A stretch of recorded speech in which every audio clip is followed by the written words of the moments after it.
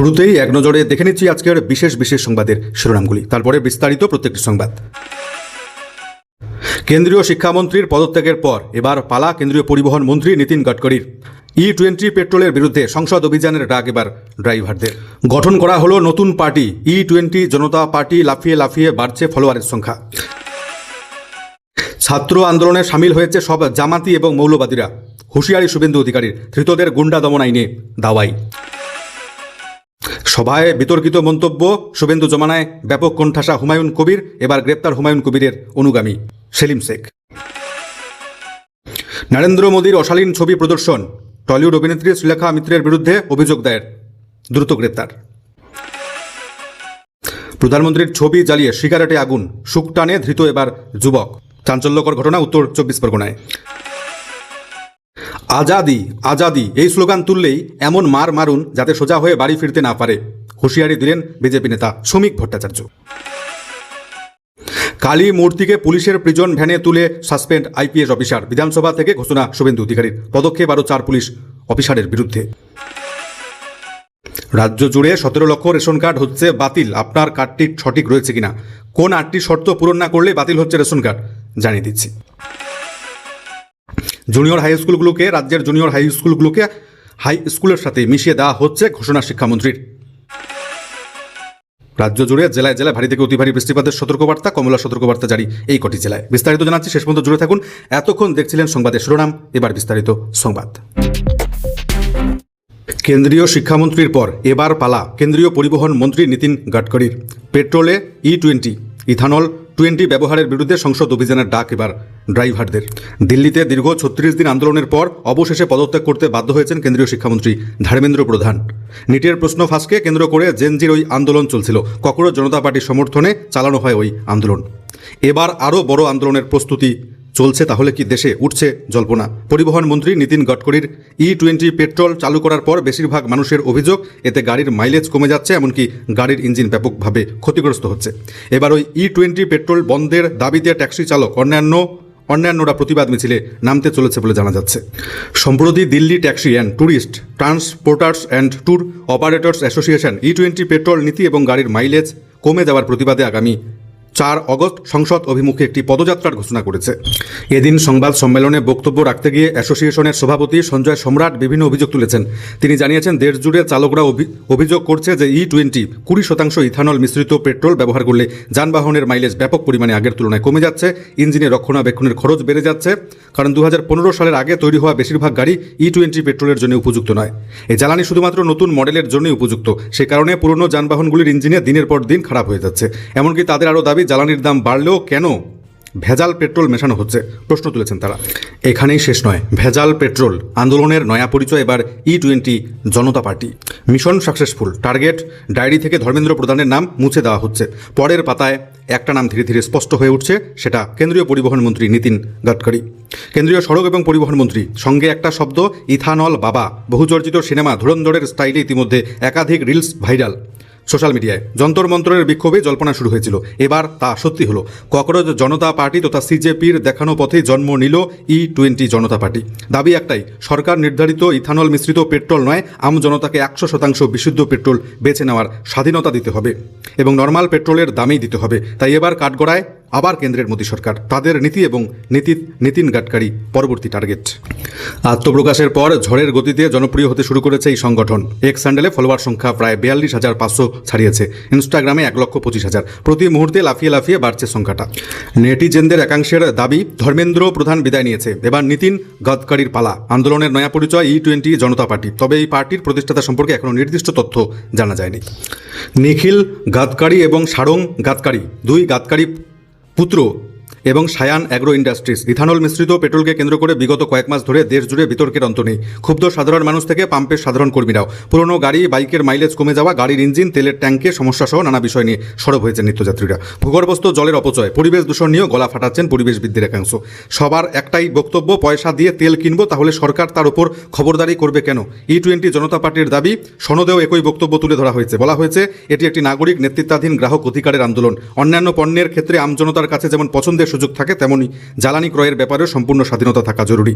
জ্বালানি নীতির ক্ষেত্রে স্বচ্ছতা থাকা প্রয়োজন। এক্ষেত্রে ফুয়েল লেবেলিংয়ে কোনো রকম কারচুপি চলবে না। গ্রাহক যেন দামের পাশাপাশি জ্বালানির মিশ্রণ সম্পর্কেও জানতে পারেন, তাদের প্রভাব সম্পর্কে জানতে পারেন। কোনো নির্দিষ্ট মিশ্রণের ক্ষেত্রে গাড়ির মাইলেজ, ইঞ্জিনের কর্মক্ষমতা, রক্ষণাবেক্ষণ খরচের উপরেও আলাদা করে সমীক্ষা করতে হবে এবং তা জনসমক্ষে প্রকাশ করতে হবে।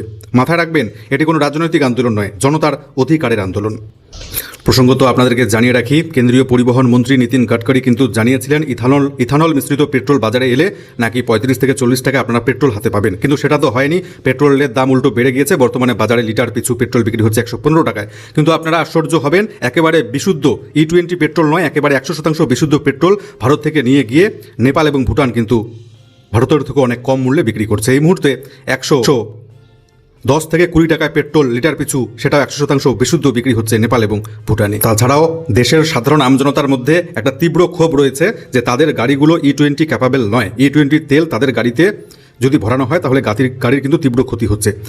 এবং সাধারণ মানুষ এটাও জানাচ্ছে যে সরকার বিকল্প রাখুক, যে বিশুদ্ধ পেট্রোল 100% সেটাও যাতে পেট্রোল পাম্পগুলিতে পাওয়া যায়। আপনারা জানলে আশ্চর্য হবেন, দেশের হাতে গোনা কয়েকটি পেট্রোল পাম্পে কিন্তু বিশুদ্ধ 100% পেট্রোল পাওয়া যাচ্ছে। এবং আরও আশ্চর্য হবেন, সেই পেট্রোল বিক্রি হচ্ছে 168 থেকে 70 টাকা লিটারে।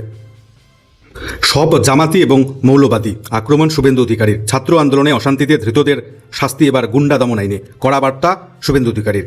খারেজি মাদ্রাসা ওবিসি শংসাপত্র নিয়ে তদন্ত চলছে, রাগ আছে তাই।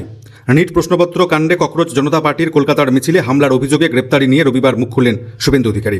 জানালেন, এরা কেউ ছাত্র নয়, এরা জামাতি, মৌলবাদী, ভারতকে অশান্ত করতে চায়। গুন্ডা দমন আইনে কঠোর ব্যবস্থা। ধর্মতলায় ককরোচের মিছিলে সাংবাদিকদের উপর হামলা করা হয়েছে বলে অভিযোগ বিজেপির। অশান্তির সৃষ্টি করে একদল সমাজবিরোধী। সেই ঘটনায় হেয়ার স্ট্রিট থানায় 6টি এবং এন্টালিতে 1টি, অর্থাৎ মোট 7টি মামলা দায়ের হয়েছে। তাতে গুন্ডা দমন আইন যোগ করা হয়েছে। এই আইনেই এখনও পর্যন্ত 14 জনকে গ্রেপ্তার করা হয়েছে। এদের মধ্যে কয়েকজন ভিন রাজ্যে পালিয়ে যাওয়ার ছক কষেছিল বলে অভিযোগ করছেন মুখ্যমন্ত্রী। শুভেন্দু অধিকারীর দাবি, বিজেপি সরকার ক্ষমতায় আসার পর খারিজি মাদ্রাসা নিয়ে তদন্ত শুরু হয়েছে। ওবিসি শংসাপত্র নিয়ে হাইকোর্টের রায় কার্যকর করেছে। পশু আইন কার্যকর হয়েছে। এই রাগ যন্ত্রণা থেকে একদল দুষ্কৃতী নাকি এই কাজ করছে বলে অভিযোগ মুখ্যমন্ত্রীর। তিনি বলেন, সাউন্ড পলিসিতে বিধি আরোপ করা হয়েছে। খারেজি মাদ্রাসা নিয়ে তদন্ত হচ্ছে। অবৈধভাবে ওবিসি শংসাপত্র পেয়েছিল, হাইকোর্ট বাতিল করেছে, আমরা কার্যকর করেছি। তা নিয়ে ব্যাপক রাগ রয়েছে এদের মধ্যে। এরা কেউ ছাত্র নয়, এরা গুন্ডা দমন আইনে কঠোর। ইতিমধ্যে গ্রেপ্তার করা হয়েছে ইমরান খুরশিদ, আরশাদ আলী ওরফে সাজিদ, মোহাম্মদ মঈনুদ্দিন, মোহাম্মদ আলমগীর ওরফে রাজুকে। এছাড়াও ইমরান আহমেদ ওরফে গোপী, খালিদ রেজা, জমির আহমেদ ওরফে মিনকু, মহসিন খান, দীপক ভৌমিক ওরফে ভিকি, মোহাম্মদ আজাদ, মোহাম্মদ আফরোজ, এদেরকে ইতিমধ্যে গ্রেপ্তার করা হয়েছে। এবার টের পাচ্ছেন হুমায়ুন কবির শুভেন্দু অধিকারীর জমানায়। সভায় বিধায়কের বিতর্কিত মন্তব্যের জের এবার গ্রেপ্তার হুমায়ুন কবিরের ঘনিষ্ঠ অনুগামী সেলিম। এবার পুলিশের হাতে গ্রেপ্তার হুমায়ুন কবিরের অনুগামী। ধৃত ব্যক্তির নাম সেলিম শেখ। তিনি আমজনতা উন্নয়ন পার্টির গুরুত্বপূর্ণ নেতা। তার বাড়ি মুর্শিদাবাদের শক্তিপুর থানার নবগ্রাম এলাকায়। শনিবার গভীর রাতে তাকে বাড়ি থেকে গ্রেপ্তার করে শক্তিপুর থানার পুলিশ। রবিবার ধৃতকে বহরমপুর জেলা আদালতে তোলা হয়েছে। আমজনতা উন্নয়ন পার্টির নেতা বিধায়ক হুমায়ুন কবির শক্তিপুর এলাকায় সভায় বিতর্কিত মন্তব্য করেছিলেন। ওই সভায় উপস্থিত ছিলেন নেতা সেলিম শেখ।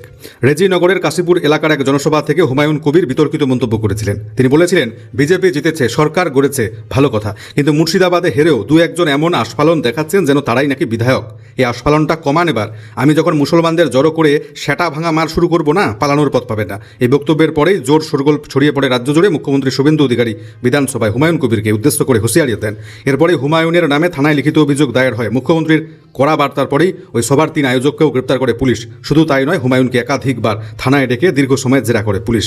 বিধায়কের বাড়িও যান তদন্তকারীরা। টানা জেরার পর কিছুটা সুর নরম করেছেন হুমায়ুন কবির। তবে পুলিশ জেরা এবং তদন্ত চালাচ্ছে। সেক্ষেত্রে পুলিশ এবার সেলিম শেখকে গ্রেপ্তার করল। চরম বিতর্কে টলিউড অভিনেত্রী শ্রীলেখা মিত্র। আন্দোলনের নামে নোংরামি। প্রধানমন্ত্রী নরেন্দ্র মোদীর ছবি বিকৃত করে প্রদর্শনের অভিযোগে আনন্দপুর থানায় অভিযোগ দায়ের শ্রীলেখা মিত্রের বিরুদ্ধে। অভিনেত্রী টুকুরে গ্যাংয়ের সঙ্গে সামিল রয়েছেন বলেও দাবি করেছেন বিজেপি নেত্রী কেয়া ঘোষ।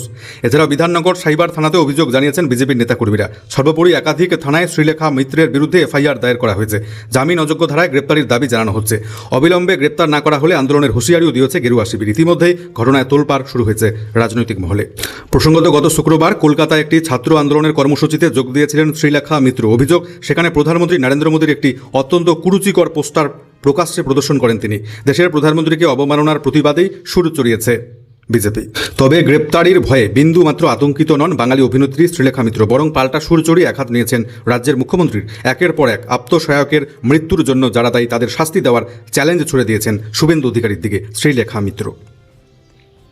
অপরদিকে প্রধানমন্ত্রী নরেন্দ্র মোদীর ছবি জ্বালিয়ে সেই আগুনে সিগারেট ধরানোর অভিযোগ। গ্রেপ্তার করা হলো অভিযুক্ত যুবককে। চাঞ্চল্যকর ঘটনাটি ঘটেছে উত্তর 24 পরগনার বারাসতে। ধৃত যুবকের নাম সৌমিক চট্টোপাধ্যায়। ঘটনা নিয়ে জোর চর্চা শুরু হয়েছে। ঘটনা জানাজানি হতেই বিজেপি কর্মী সমর্থকদের মধ্যে ক্ষোভ ছড়িয়ে পড়েছে। প্রসঙ্গত শুক্রবার কলকাতায় কর্মসূচি ছিল এসএফআই এবং আরশোলারদের। ককরোচ জনতা পার্টির শিয়ালদহ থেকে কর্মসূচি ছিল। বারাসত থানা এলাকার বাসিন্দা সৌমিক চট্টোপাধ্যায় শিয়ালদহতে ওই কর্মসূচিতে যোগ দিয়েছিলেন। অভিযোগ, বিক্ষোভ চলার সময় প্রধানমন্ত্রী নরেন্দ্র মোদীর ছবিতে আগুন ধরানো হয়। শুধু তাই নয়, সেই ছবির আগুন থেকে সিগারেট ধরাতে দেখা যায় তাকে। অভিযোগ, সিগারেট ধরানোর সময় ছবি তোলা হয়েছিল। ওই ছবি সামাজিক মাধ্যমে পোস্ট করেছিলেন সৌমিক। তারপরেই অভিযোগ এবং অবশেষে গ্রেপ্তার।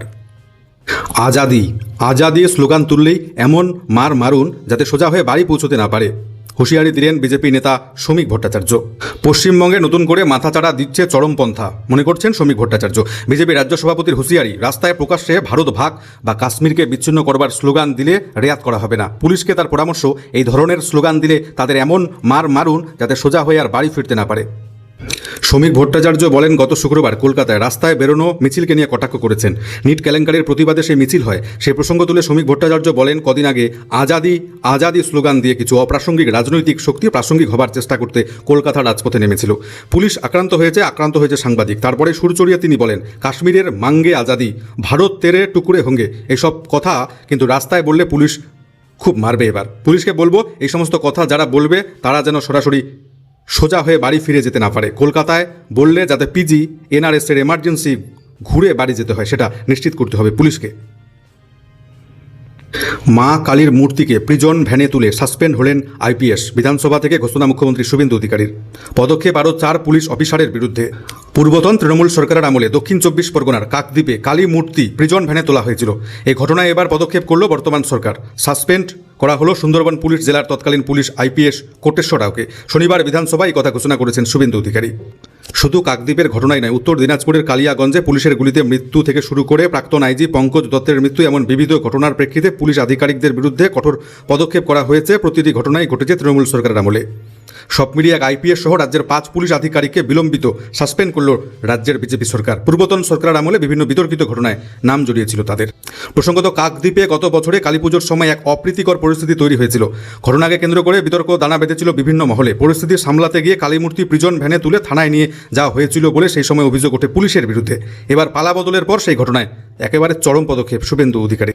বিধানসভায় মুখ্যমন্ত্রী এদিন জানিয়েছেন, দক্ষিণ 24 পরগনা জেলার সুন্দরবন পুলিশ জেলার কাকদ্বীপে কালীপুজোর সময় মাতা কালীর মূর্তি ভাঙা হয়। এলাকার মানুষ প্রতিবাদ করে। প্রতিবাদ অনেকক্ষণ চলে। বেলা 12টার সময় তৎকালীন সুন্দরবন জেলার পুলিশ সুপার আইপিএস কোটেশ্বর রাওয়ের নেতৃত্বে 500 পুলিশ গিয়ে জনতাকে ছত্রভঙ্গ করে। ব্যাপক লাঠিচার্জ করা হয়। এ পর্যন্ত না হয় ঠিক ছিল, তারপরে মাতা কালীকে প্রিজন ভ্যানে তুলে থানায় নিয়ে যাওয়া হয়। এই কথা জানিয়ে সুন্দরবন পুলিশ জেলার তৎকালীন সুপার আইপিএস কোটেশ্বর রাওকে সাসপেন্ড করার কথা ঘোষণা করেছেন শুভেন্দু অধিকারী। রাজ্য জুড়ে লক্ষ লক্ষ রেশন কার্ড করে দেওয়া হচ্ছে বাতিল। 8টি শর্ত পূরণ না হলে আপনিও বাতিলের তালিকায় পড়ছেন। বাংলা জুড়ে কোটি কোটি মানুষ রেশন পান, কখনো বিনামূল্যে কখনো কম দামে চাল ডাল গম সংগ্রহ করে সাধারণ মানুষ। এবার সেই রেশন কার্ড নিয়ে বড় ঘোষণা রাজ্য সরকারের। আগেই রেশন নিয়ে বড়সড় দুর্নীতির অভিযোগ প্রকাশ্যে এসেছে। এবার অযোগ্যদের ওই তালিকা থেকে বাদ দেওয়া হচ্ছে। কেন্দ্রীয় সরকারের নির্দেশ অনুযায়ী সব রাজ্যে পুনরায় রেশন কার্ড যাচাই শুরু হয়েছে। পশ্চিমবঙ্গ রেশন কার্ড যাচাই শুরু হয়েছে। সূত্রের খবর, প্রকৃতপক্ষে যাদের রেশন পাওয়ার প্রয়োজন নেই, রেশন কার্ডের জন্য অযোগ্য, তাদের চিহ্নিত করে ওই রেশন কার্ড বাতিল করবার নির্দেশ দিয়েছে রাজ্য প্রশাসন। রাজ্যের খাদ্য দপ্তর সূত্রে জানা গিয়েছে, এসআইআর তালিকায় যাদের নাম বাদ গিয়েছে তাদের রেশন কার্ড বাতিল হয়ে যাবে। বছরে 6 লক্ষ টাকার বেশি আয় হলেই স্বাভাবিকভাবে রেশন কার্ড বাতিল করে দিচ্ছে এবার রাজ্য সরকার। সিএএতে আবেদনের পর নাম বাদ গেলে আর রেশন পাবেন না তারা। সিএএতে আবেদন করলে সেই কাগজ দেখাতে হবে। ভেরিফিকেশন সম্পূর্ণ না হওয়া পর্যন্ত রেশন পাবেন। পাশাপাশি 3 থেকে 4টি পাকা ঘরের বাড়ি থাকলে, 4 চাকার গাড়ি থাকলে, এসি, কম্পিউটার, ল্যাপটপ, মোটর চালিত 2 চাকার গাড়ি, পরিবারের কেউ সরকারি চাকুরি করলে, কেন্দ্রীয় সরকারি কর্মী হলে সেই পরিবারের সদস্যরা ইনকাম ট্যাক্স দিলে তাদের কিন্তু রেশন কার্ড বাতিল করতে শুরু করেছে রাজ্য সরকার। পাশাপাশি গ্রামীণ এলাকায় ট্রাক্টর, নির্দিষ্ট সীমার বেশি সেচযোগ্য জমি, ল্যান্ডলাইন ফোন, 50,000 টাকার বেশি কিষাণ ক্রেডিট কার্ড, পরিবারের কোনো সদস্যের মাসিকায় 10,000 টাকার বেশি হলে রেশন কার্ডের তালিকা থেকে নাম বাদ দেওয়া শুরু হয়েছে। কেন্দ্রীয় সরকারের তরফে জানানো হয়েছে গোটা দেশে প্রায় 6 কোটি রেশন কার্ডধারীকে অযোগ্য হিসেবে চিহ্নিত করা হয়েছে। এবার তারা বিনামূল্যে রেশন পাবেন না, তাদের রেশন কার্ডগুলি বাতিল করা হচ্ছে। পশ্চিমবঙ্গেও একই কাজ শুরু করেছে রাজ্য সরকার। ওয়াকিবহাল মহলের ধারণা, পশ্চিম বাংলা থেকেও 17.5 লক্ষের বেশি রেশন কার্ড বাতিল হতে চলেছে। ফের দুঃসংবাদ, ফের ইউক্রেনের ওডেসা বন্দরে বাণিজ্যিক জাহাজে ব্যাপক হামলা। শনিবার MV AGN রাগনার নামে একটি জাহাজে ব্যাপক হামলায় নিখোঁজ 2 ভারতীয় নাবিক। অন্য 2 ভারতীয় নাবিক সুরক্ষিত রয়েছে। নিখোঁজদের সন্ধানে জোর কদমে চলছে তল্লাশি। সেখানকার প্রতি মুহূর্তের পরিস্থিতির উপর নজর রাখছে কিয়েভের ভারতীয় দূতাবাস। এক বিবৃতিতে দূতাবাস জানিয়েছে, জাহাজের 4 ভারতীয় নাবিকের মধ্যে 2 জন সুরক্ষিত, বাকিদের পরিস্থিতি নিয়ে খবরের অপেক্ষায় রয়েছে। হামলার কারণ এখনও স্পষ্ট নয়, কারা হামলা চালিয়েছে সেটাও জানা যায়। প্রসঙ্গত, কৃষ্ণ সাগরে ইউক্রেনের প্রধান বন্দর ওডেসা, রাশিয়ার সঙ্গে যুদ্ধ শুরুর পর থেকে ওই বন্দর লক্ষ্য করে ক্ষেপণাস্ত্র, ড্রোন হামলা শুরু করেছে পুতিনের দেশ রাশিয়া। সম্প্রতি ওডেসা ছাড়ার সময় একটি পণ্যবাহী জাহাজ আক্রমণ করেছিল মস্কো বা রাশিয়া। মৃত্যু হয়েছিল বেশ কয়েকজন ভারতীয় নাবিকের। ঘটনার তীব্র নিন্দা করেছিল নয়াদিল্লি। ফের একবার একই ঘটনার পুনরাবৃত্তি। বড় ঘোষণা, স্কুলের কাঠামোর ভবিষ্যৎ নিয়ে নতুন ভাবনা রাজ্য সরকারের। জুনিয়র হাই স্কুলে 6ষ্ঠ থেকে 8ম শ্রেণী পর্যন্ত পঠন পাঠন ব্যবস্থা জুড়ে যেতে চলেছে হাই স্কুলের সঙ্গে। এ নিয়ে ইতিমধ্যে পরিকল্পনা করছে স্কুল শিক্ষা দপ্তর। রবিবার জলপাইগুড়িতে অখিল ভারতীয় রাষ্ট্রীয় শৈক্ষিক মহাসংঘের জেলা সম্মেলনে যোগ দিয়েই ইঙ্গিত দিয়েছেন রাজ্যের স্কুল শিক্ষামন্ত্রী দীপক বর্মন। তিনি বলেছেন, অবৈজ্ঞানিকভাবে অনেক জায়গায় হাই স্কুলের পাশেই জুনিয়র হাই স্কুল করা হয়েছে। ছাত্রছাত্রীর অভাবে ভুগছে ওই স্কুলগুলি। এগুলিকে হাই স্কুলের সঙ্গে মিশিয়ে দেওয়া যায় কিনা সেই ব্যাপারে ভাবছে রাজ্য সরকার। এছাড়াও জনগণনার কাজে প্রাইমারি স্কুলের বহু শিক্ষক যুক্ত হয়েছেন। ফলে জনগণনা স্কুল দুটি কিভাবে একসঙ্গে চালানো যাবে তা নিয়ে প্রশ্ন তুলতে শুরু করেছে অনেক শিক্ষক। এ নিয়ে শিক্ষামন্ত্রীর মন্তব্য, জনগণনা একটি গুরুত্বপূর্ণ কাজ, আবার স্কুলও করতে হবে। দুটোর মধ্যে কিভাবে সমন্বয় রক্ষা করা যায় তা নিয়ে আমরা দেখছি। একই সঙ্গে শিক্ষামন্ত্রীর বার্তা, স্কুলে পড়ুয়াদের উপস্থিতির উপর নজরদারিতে এবার বায়োমেট্রিক বসবে স্কুলগুলিতে। আজ সোমবার অতি গভীর নিম্নচাপের প্রভাব দক্ষিণবঙ্গের দক্ষিণ 24 পরগনা, পূর্ব এবং পশ্চিম মেদিনীপুর, ঝাড়গ্রামে আজকে অতি ভারী বৃষ্টিপাতের সতর্কবার্তা জারি রয়েছে, কমলা সতর্কবার্তা। এছাড়াও পুরুলিয়া, বাঁকুড়া এই দুটো জেলায় ভারী বৃষ্টিপাতের জন্য আজকে হলুদ সতর্কবার্তা জারি রেখেছে আবহাওয়া দপ্তর। পাশাপাশি উপকূলবর্তী জেলাগুলিতে ঘন্টায় 50 থেকে 60 কিলোমিটার বেগে ঝোড়ো হাওয়া, বজ্রবিদ্যুৎ সহ বৃষ্টির সম্ভাবনা রয়েছে। ভারী বৃষ্টির সম্ভাবনা রয়েছে উত্তর 24 পরগনা, হাওড়া, হুগলিতে। বুধবার থেকে বৃষ্টির দাপট কিছুটা কমলেও দক্ষিণবঙ্গের সব জেলা বিক্ষিপ্ত হবে, হালকা মাঝারি বৃষ্টিপাত চলবে বলে জানাচ্ছে আবহাওয়া দপ্তর। আজ সোমবার উত্তরবঙ্গে হালকা থেকে মাঝারি বৃষ্টির সম্ভাবনা। মঙ্গলবার থেকে বৃষ্টির পরিমাণ বাড়বে উত্তরবঙ্গের জেলাগুলিতে। উত্তরের 5টি জেলা দার্জিলিং, কালিম্পং, জলপাইগুড়ি, আলিপুরদুয়ার, কোচবিহারে বিক্ষিপ্ত এলাকায় 1 আগস্ট শনিবার পর্যন্ত ভারী বৃষ্টিপাতের পূর্বাভাস দিয়েছে আবহাওয়া দপ্তর। অতি গভীর নিম্নচাপের জেরে সমুদ্র উত্তাল থাকায় আগামী 28 জুলাই পর্যন্ত সমুদ্রে যেতে মৎস্যজীবীদের নিষেধ করেছে আলিপুর আবহাওয়া দপ্তর।